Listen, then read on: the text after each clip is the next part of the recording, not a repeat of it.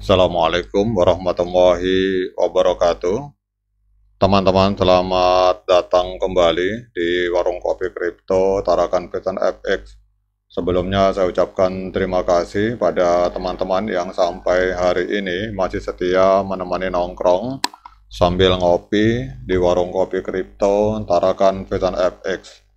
Oke teman-teman, seperti biasa, sebelum kita berbicara tentang dunia kripto, mari hari ini kita berdoa bersama-sama memohon kepada Allah agar kita semua senantiasa diberikan nikmat berupa kesehatan dan juga diberikan keberkahan dalam setiap rezeki yang kita terima pada hari ini teman-teman. Kemudian bagi teman-teman yang hari ini belum bergabung bersama grup Telegram Tarakan Vision Free Airdrop, saya mengajak teman-teman untuk bergabung dalam grup Telegram ini. Untuk linknya akan saya sertakan di deskripsi yang ada di video ini. Jadi dalam grup Telegram ini kita akan membahas tentang bagaimana menciptakan peluang profit di dunia kripto.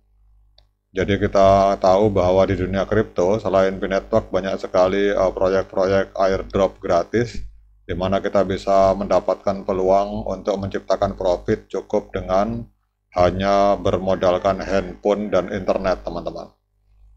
Oke teman-teman, hari ini kita akan jalan-jalan, kita akan mereview tentang perkembangan Binetwork dari waktu ke waktu teman-teman. Kita akan membaca sebuah tulisan dari Chris Cosma.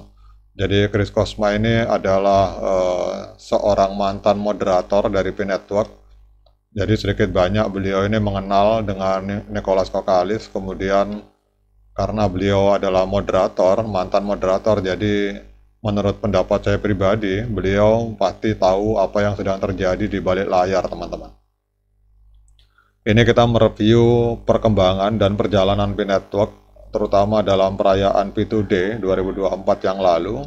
Kita akan melihat apakah itu sebuah kesuksesan atau kegagalan teman-teman. Kemudian pada saat kita melihat kepada figur dari Nicholas Kokalis, ini pertanyaan yang mendasar, apakah pergerakan yang telah dilakukan oleh Dr. Nicholas Kokalis itu mengecewakan kepada para pionir atau beliau sedang melakukan sesuatu yang kedepannya itu akan membahagiakan banyak orang teman-teman. Namun intinya apakah pergerakan Binetwork sepanjang tahun 2023 sampai 2024 itu adalah kesuksesan atau kegagalan. Jadi kita akan langsung masuk ke dalam tulisan yang ditulis oleh mantan moderator dari Binetwork teman-teman. Jadi yang pertama kita akan membahas tentang apa itu P2D. Jadi P2D ini adalah peristiwa tahunan yang diselenggarakan oleh Binetwork untuk merayakan pencapaian dan perkembangan terbaru dalam ekosistem cryptocurrency mereka. Pada tahun 2024, P2D menjadi ajang yang sangat dinantikan karena para pelaku industri ingin mengetahui kemajuan terbaru dan pembaharuan dari tim inti Binetwork, teman-teman. Jadi kalau kita lihat di sini, pada bulan Desember tahun 2023, P-Core Team telah menetapkan 3 syarat utama untuk mencapai Open Mainnet. Mari kita tinjau apakah mereka telah memenuhi syarat-syarat tersebut, teman-teman. Yang pertama adalah persiapan mainnet. Jadi P-Core Team menargetkan untuk menyelesaikan seluruh persiapan teknis, legal, dan back-end sebelum peluncuran Open Mainnet. Berdasarkan laporan terbaru, mereka mengklaim berada pada jalur yang benar dan siap untuk melanjutkan ke tahap berikutnya, teman-teman.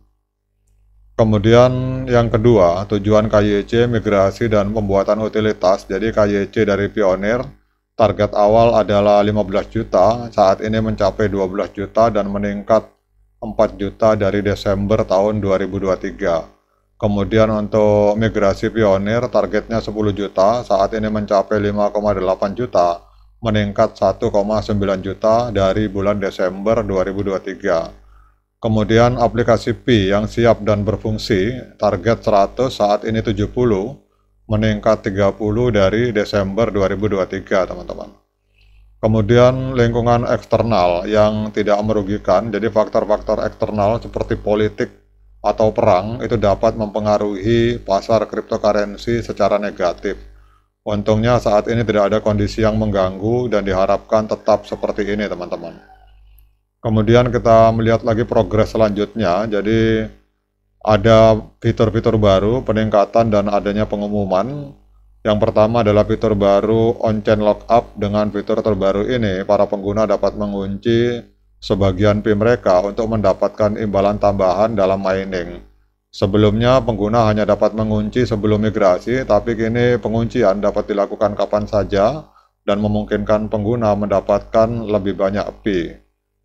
Kemudian yang kedua, yang berikutnya adalah fitur baru KYC Appeal.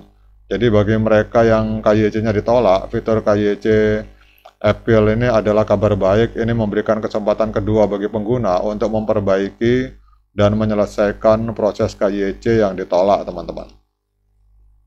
Kemudian yang ketiga yaitu profil sosial. Ini adalah fitur baru. Setelah 5 tahun selama jaringan, P-Network akhirnya meluncurkan fitur profil sosial.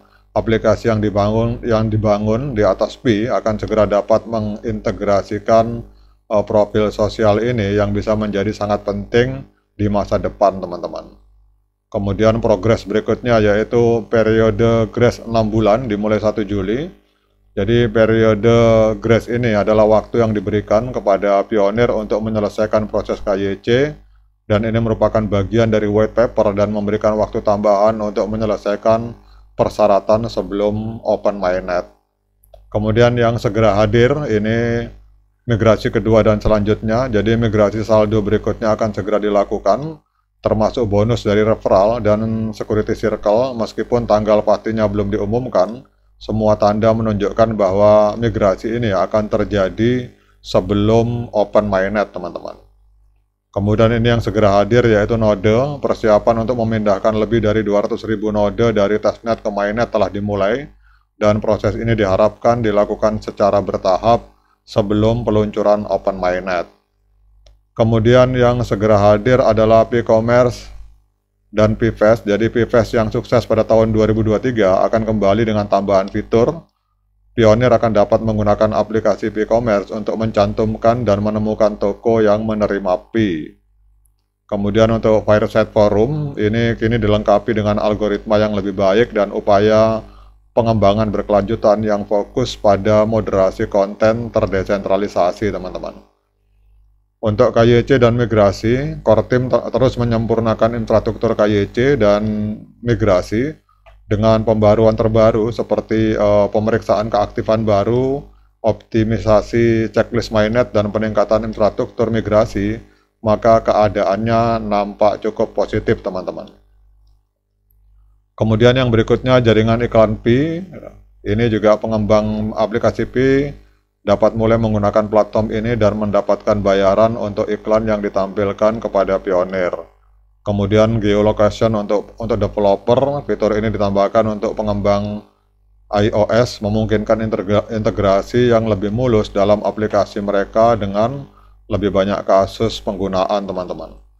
Kemudian yang terakhir adalah developer Pi aplikasi inkubator program. Jadi fitur ini ditambahkan, teman-teman, dibuat oleh core team untuk meningkatkan dan membimbing aplikasi Pi komunitas yang ada.